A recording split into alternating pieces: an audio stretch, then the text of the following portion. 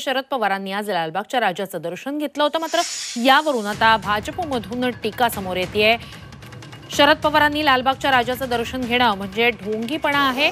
एकीकडे ज्ञानेश्वर महाराव यांच्या उपस्थितीत हिंदू देवतांचा अपमान ऐकायचा आणि दुसरीकडे दर्शनासाठी यायचं हे ढोंग आहे, अशी टीका भाजपचे नेते प्रवीण दरेकर यांनी केलेली आहे।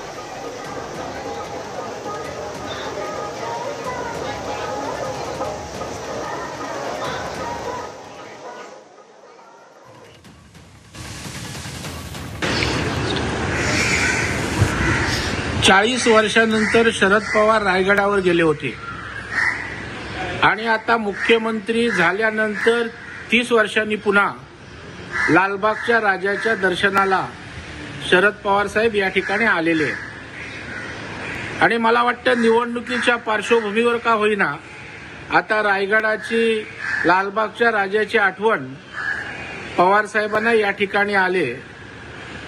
मी लालबागच्या राजाला प्रार्थना करतो की यांना या ठिकाणी हिंदुत्वाच्या बाबतीत सुबुद्धी देवो, परंतु या ठिकाणी ज्ञानेश्वर महाराव यांनी पवार साहेबांसमोर प्रभू रामचंद्राचा, विठुरायाचा, हिंदुत्वाचा त्या ठिकाणी अपमान केला।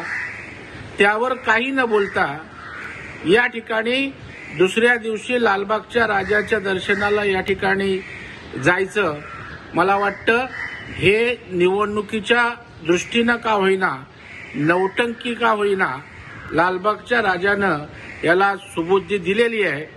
परंतु महाराष्ट्रातील जनतेला यांचं हे ढोंगी प्रेम, ह्या ढोंगी श्रद्धा निश्चितच त्या ठिकाणी समजून येतात।